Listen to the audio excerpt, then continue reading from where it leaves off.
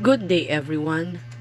I am here to present my research paper entitled Improving the Problem-Solving Skills of the Selected Grade 10 Learners Through CSA, Collaborative Solving Approach.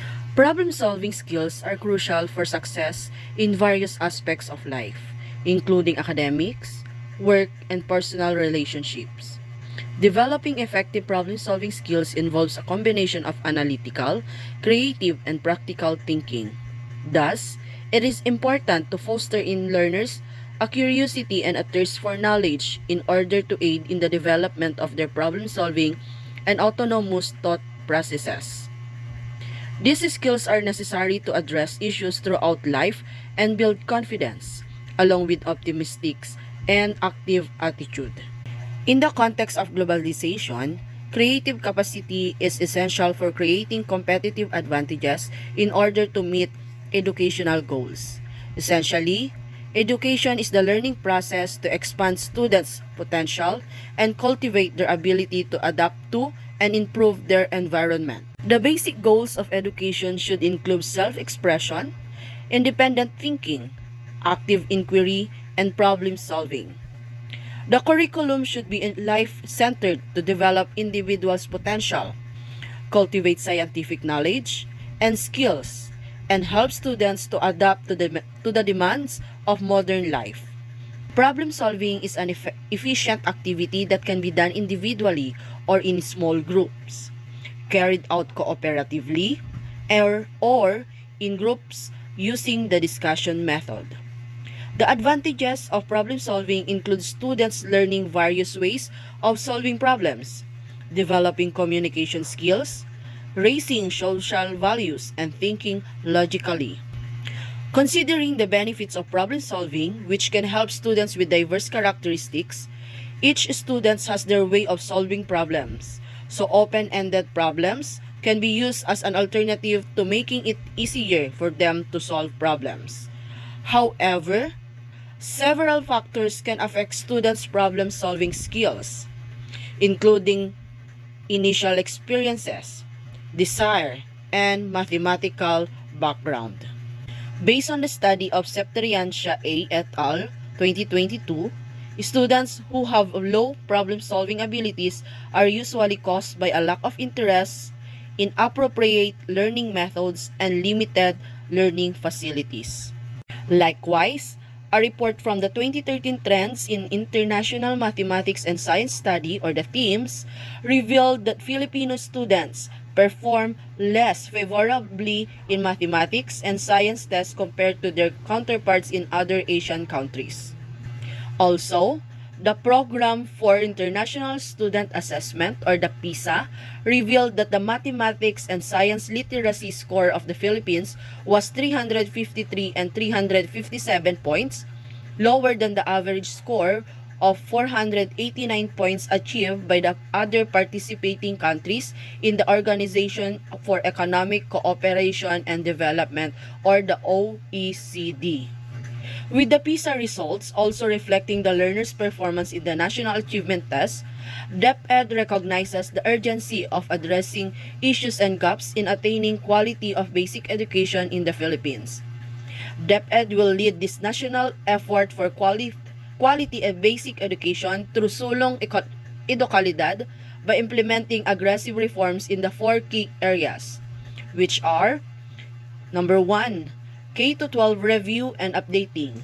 Number 2, improvement of learning facilities.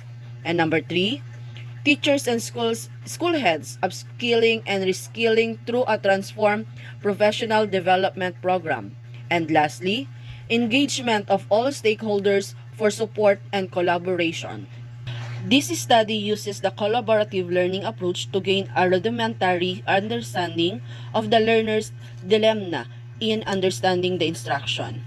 More importantly, the knowledge package intended to resolve the teacher's factor issue because the student was worked by themselves and the teacher only acting as a facilitator. Based on the result of the first quarter examination, out of 98 students, 11 students or 11% got very low score, 7 males and 4 females. Based on the findings, they got very low scores because of the following reasons. They may struggle to understand the problem statement or the underlying concepts. Some may be afraid of making mistakes, hindering their willingness to attempt problem solving. Another, they may struggle to develop a systematic approach to problem solving. Likewise, they spend too much time on one aspect of the problem and struggle to manage their time effectively. And lastly, lack of motivation if they don't see the real-world relevance of the problems they are solving. It is through this result that the researcher became interested in studying the level of problem-solving skills of the learners. The researcher sees the immediacy to improve the problem-solving skills of the learners, especially they are already in their grade 10 level. The main objective of this study is to improve the problem-solving skills of the selected grade 10 learners of Parawi National High School, school year 2023 to 2024. Specifically, it seeks to answer the following question. What is the level of problem-solving skills of the learners before and after the implementation of the intervention? Second, is there a significant difference in the level of problem-solving skills of the learners before and after the implementation of the intervention? For part 3, for the proposed intervention, innovation, or strategy, the researcher will use collaborative solving approach or the CSA to the selected grade 10 learners who got very low scores in their mathematical tests. There will be two phases involved. The first phase will be a collaborative work and the second will be an individual work. The phase 1 will be used for 4 weeks and another for 4 weeks for phase 2. For phase 1, learners will be given sets of problem-solving questions and they will answer the given problems with the help of their classmates or partner, and of course with the guidance of the researcher. For phase 2, each learner will answer sets of problem solving with their own. In this approach, they will develop their sense of belongingness and individualism. The technique or strategy will be used during their ICL, or the individual cooperative learning, with the guidance of the researcher starting February 5, 2023 to April 5, 2023. Phase 1 will be played for 4 weeks and another 4 weeks for phase 2.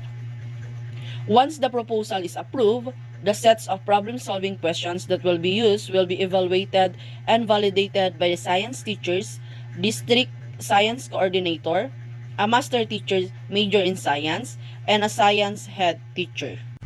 For the participants or the source of data information, the researcher will use a purposive sampling.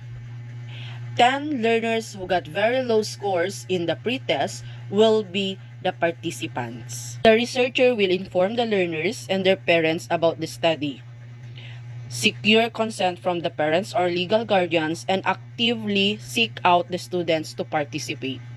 For the data gathering method, this study will utilize the two-group quasi-experimental research design. According to Shuttleford, this two-group quasi-experimental research design are the preferred method to compare participants' groups and measure the degree of change occurring as a result of treatment or intervention. This is appropriate for the study since the researchers intend to see the effects of some type of treatment on a group. To ensure correctness and order, and for systematic examination of data to be processed, the data will be collected, tallied, analyzed, and presented in tables. The test results before and after the use of interventions or strategies will be obtained. To address the first problem of the study, the mean will be utilized to determine the level of problem-solving skills of the learners before and after the implementation of the intervention. For the second problem or question, paired t-tests shall be employed in identifying if there is significant difference in the level of problem-solving skills of the learners before and after the implementation of the intervention. This study will be conducted from October 2023 to May 2024 during the second and third grading period. And lastly, here are my references for this research. Thank you and good day.